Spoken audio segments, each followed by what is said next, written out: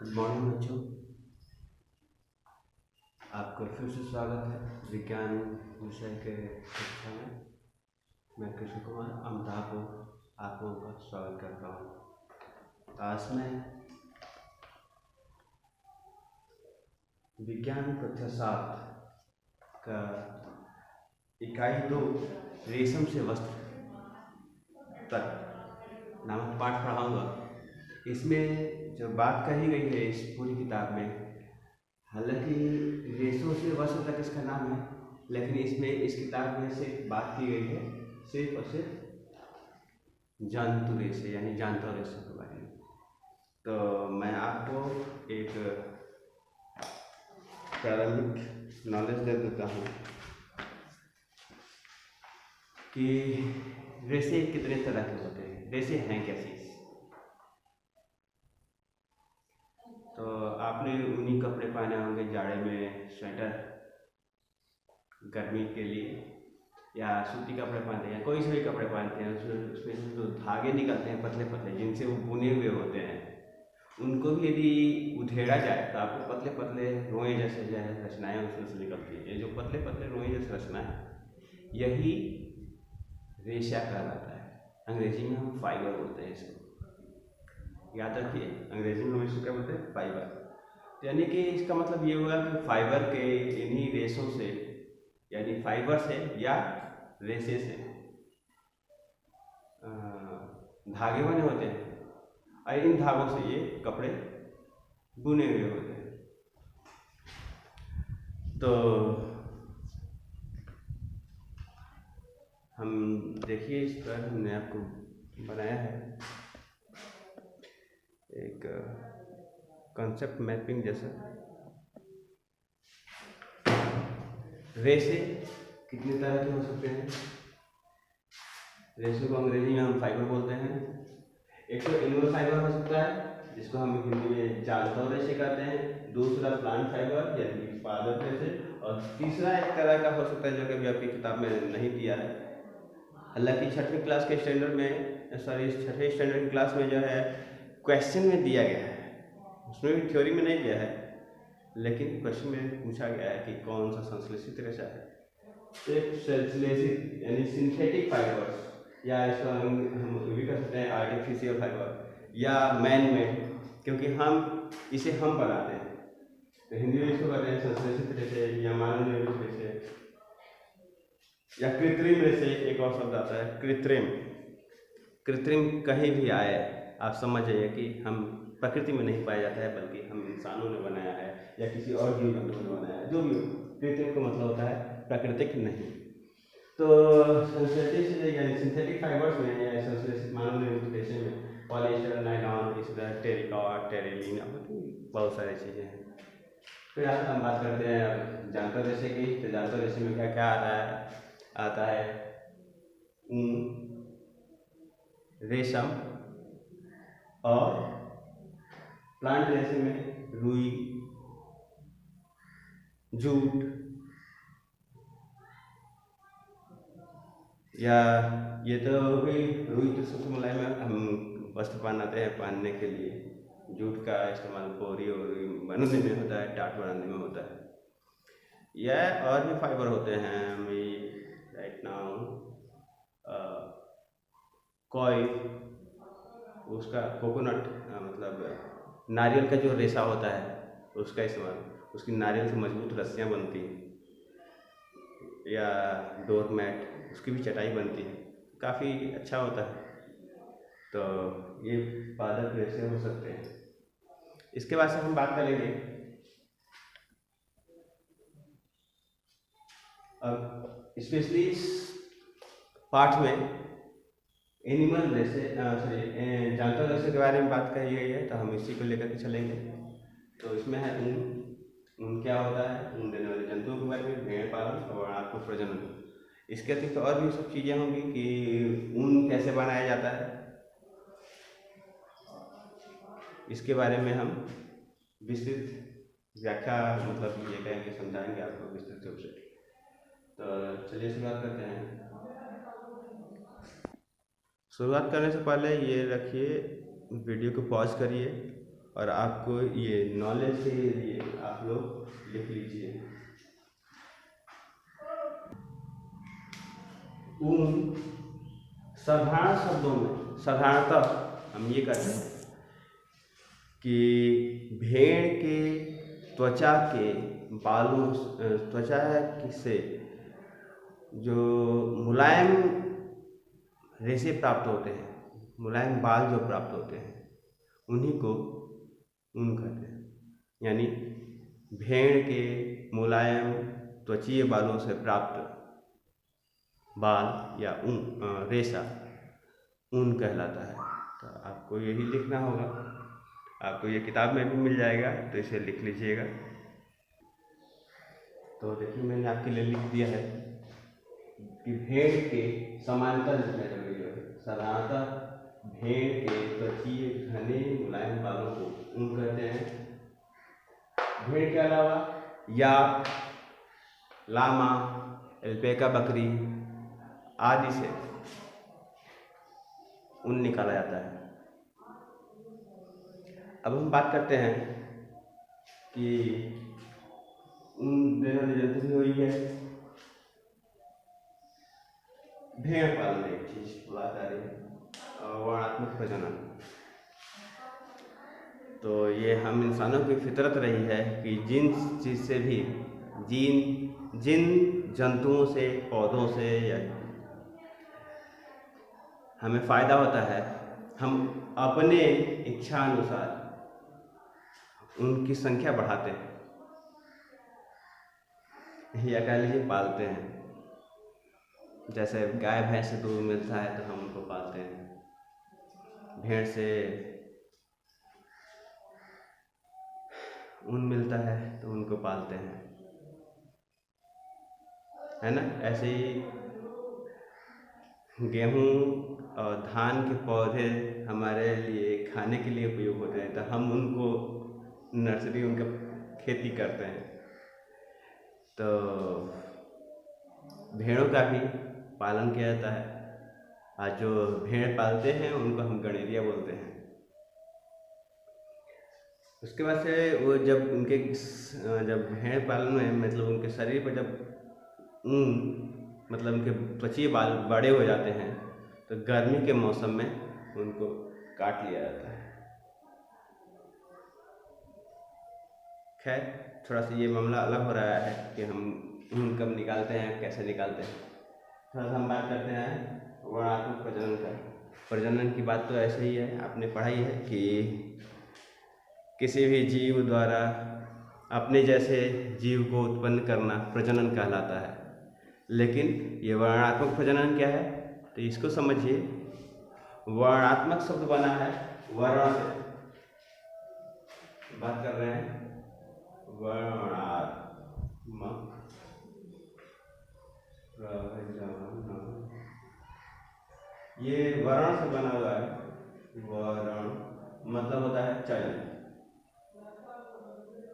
मतलब यहाँ पर ये चयन से मतलब ये है, प्रजनन का चयन मतलब कि सिर्फ उन्हीं भेड़ों को प्रजनन करके और नए भेड़ उत्पन्न करने का मौका दिया जाता है जिन भेड़ों के पास अच्छे क्वालिटी के ऊन होते हैं। तो इसका परिभाषा हम कैसे करेंगे, परिभाषा मैं लिख दे रहा हूँ, आप इसको जो है पॉज करके लिखिएगा जरूर। देखिए मैंने लिखा है कि वर्णात्मक प्रजनन कि अच्छी नस्ल के भेड़ों का, जिनसे अच्छी गुणवत्ता का ऊन प्राप्त होता है, भेड़ों का चयन अच्छी नस्ल के भेड़ों को जन्म देने के लिए किया जाए तो ऐसा प्रजनन वर्णात्मक प्रजनन कहलाएगा। इसे आप पॉज करिए और लिख लीजिए। अब हम बात करते हैं भेड़ के रेशों से ऊन बनाने के चरण। यह एक लंबी प्रक्रिया है, इसको एक एक करके हम देखते हैं। तो सबसे पहले बात होता है वो है कि भेड़ के जो बाल होते हैं उनको काट के भेड़ से अलग किया जाए। तो भेड़ों के बालों की कटाई सबसे पहला स्टेप है। भेड़ों के बालों की कटाई का सबसे पहले इम्पोर्टेंट जो बात है वो ध्यान रखने वाली बात यह है कि भेड़ के बाल उनके शरीर को ठंड से बचाने के लिए होते हैं। तो भाई हम काटने का भी मौसम कुछ ऐसा चुने कि भेड़ बाल नहीं रहे तभी भी उनको परेशानी ना हो। इसके लिए हम गर्मी का मौसम चुनते हैं और उस दौरान जो है भेड़ के बाल काट करके अलग कर दिए जाते हैं। काटने के लिए हम मशीनों का इस्तेमाल कर सकते हैं। अब आपकी किताब में पढ़ रहा था तो उसमें एक सवाल ये था जिज्ञासा करके कि भाई हमारे शरीर को कोई पिंच करे, मतलब दबाए तो हमें दर्द होता है, हमारा हाथ कहीं से थोड़ा सा कट जाता है तो दर्द होता है, तो भेड़ों के पूरे बाल काट दिए जाते हैं तो दर्द क्यों नहीं होता है। ये ठीक वैसे ही सवाल है कि फिर हमारे भी बाल काटे जाते हैं तो दर्द क्यों नहीं होता, हमारे नाखून काटे जाते हैं जो बढ़े हुए होते हैं उनको काटने पर दर्द क्यों नहीं होता है। तो इसका उत्तर ये है कि ये जो बाल हैं, नाखून हैं, ये जो है डेड होते हैं, मरे हुए होते हैं, है ना। इसमें कोई भी नस या धमनी शिरा कुछ नहीं होता है, इसलिए इनको काटने पर दर्द नहीं होता है। इन बालों को काटने के बाद से फिर से ये बढ़ आते हैं। दूसरा है स्टेप अभिमार्जन। अभिमार्जन का मतलब होता है धुलाई, साधारण शब्दों में हम कहें तो धुलाई। तो जो ऊन हमें प्राप्त हो रहे हैं भेड़ से हमने काटने के उपरांत, तो बहुत गंदे होते हैं, तो उनको जो है बड़े से टब में पानी डाल करके गर्म पानी के साथ जो है धोया जाता है। फिर बात आती है छटाई। उनके आकार, मुलायम, हल्केपन, लंबाई के आधार पर इनको छाटा जाता है, अलग अलग किया जाता है। काम जो है हाथों से या मशीनों से, दोनों तरह से हो सकता है। इसके बाद बात आती है कटाई की। छटाई के बाद से कटाई। कटाई का मतलब ये हुआ कि जो छोटे छोटे फाइबर्स हैं उनको एक साथ लपेट करके, कई सारे फाइबर्स को लपेट के बड़ा जो है धागे नुमा रचना बनाई जाती है, यानी धागा जैसा बनाया जाता है। उनको लपेट करके बड़ा धागा बनाया जाता है। चरखा, कटाई मशीन, तकली हम लोग बहुत पहले देखा था, हमने सुना था, इसका इस्तेमाल हुआ था। इसके बाद से बात आती है रंगाई की। तो हमें ऊन है, ऊन का अलग अलग रंग दिया जाता है कि अलग अलग रंग के कपड़े बन सकें, तो उनको जो है परमानेंट रंगों से रंगे जाते हैं।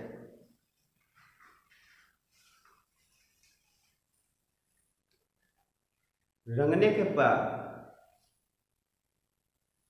बाद इस पर जो है ऊनी धागा बनाया जाता है। 2 या 3 इस तरह से कताई के बाद जो धागे प्राप्त हुए हैं उन 2 या 3 धागों को मिला करके फिर एक साथ पिरोया जाता है और ऊनी धागा प्राप्त होता है।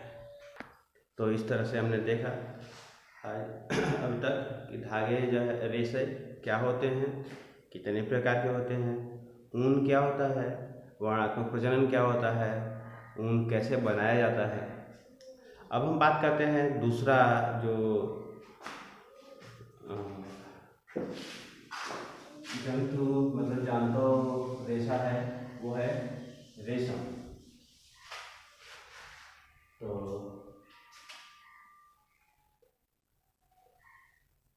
सबसे पहले रेशम जो है चीन में खोजा गया, चीन उत्पादित किया भी गया, और चीन के बाद से हमारा भी जो है शायद भारत का दूसरा स्थान है। भारत जो है विश्व का जो उत्पादन है उसका 13% उत्पादन करता है उनका, सॉरी उनका रेशम का। तो रेशम है क्या चीज़?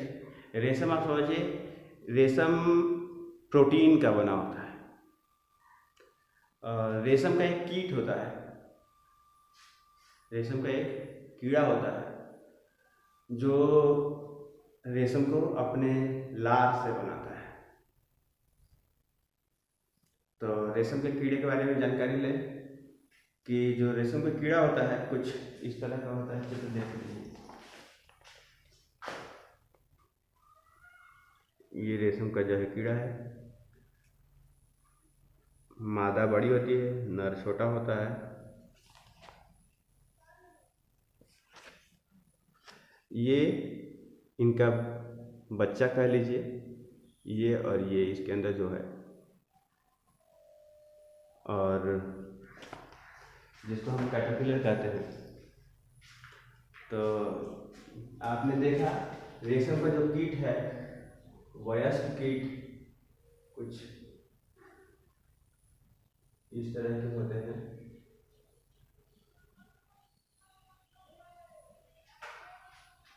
ये वयस्क कीट होता है। ये शहतूत की पत्तियों पर अंडे देते हैं, सैकड़ों अंडे होते हैं। ये उचित ताप और नमी पा करके लार्वा में बदल जाते हैं।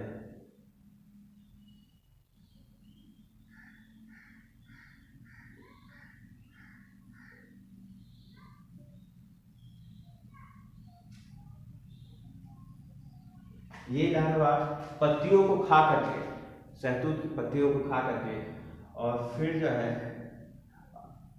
अपने ऊपर अपने शरीर को 8 के आकार में घुमा घुमा करके अपने ही शरीर पर एक गोल संरचना बनाते हैं, जिसको हम कोकून कहते हैं।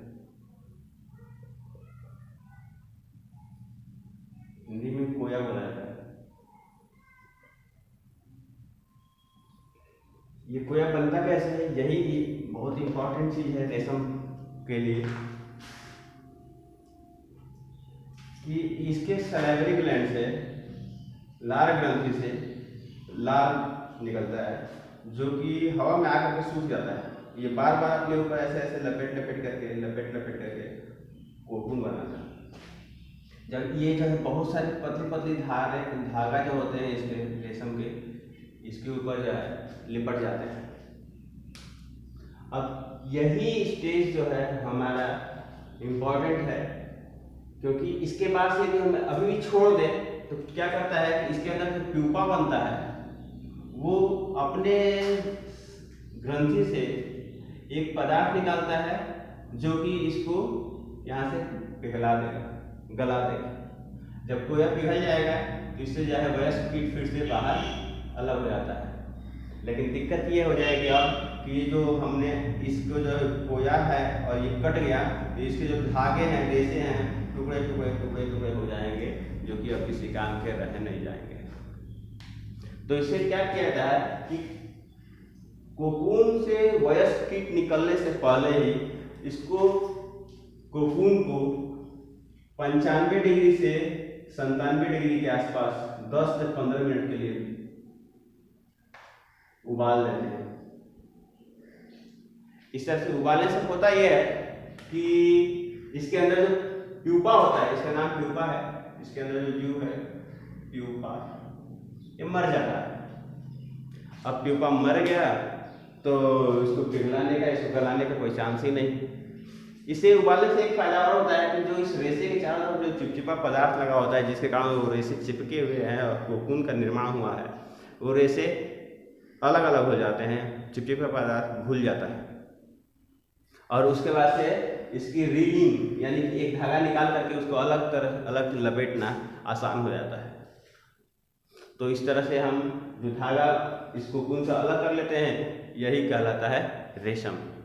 और रेशम जो है एक जो है चमकीली, बहुत ही मजबूत प्राकृतिक रेशा है, जिससे कि जो है कपड़े, वस्त्र, मतलब अलग अलग तरह के कपड़े बनाए जाते हैं। कपड़ों के अतिरिक्त रेशम का इस्तेमाल बुलेट प्रूफ कपड़े बनाने में होता है, जैकेट बनाने में होता है, या ऑपरेशन के लिए जो टाँके होते हैं उसको भी बनाने में इस्तेमाल होता है, जैसा कि इस किताब में आपके बताया गया है। जो रेशम का कीट का पालन होता है वैसे सामान्यतः शहतूत की पत्तियों पर किया जाता है, लेकिन इसके अतिरिक्त हम जो है ओक की पत्तियों पर, अरंडी के पेड़ों पर भी इनका पालन किया जा सकता है, लेकिन इनकी जो क्वालिटी होगी वो अलग होगी। जैसे कि ओक से जो प्राप्त होता है, ओक के पत्तियों पर जो पाला गया है वो टसर रेशम कहलाता है। मूंगा रेशम दूसरा हो जाएगा, है ना, एरी रेशम होता है। इतने अलग अलग तरह के रेशम प्राप्त होते हैं, ये इस आधार पर कि किस तरह की पत्ती पर कौन सा जो है रेशम का कीट पाला गया है। तो आज के क्लास में बस इतना ही। धन्यवाद।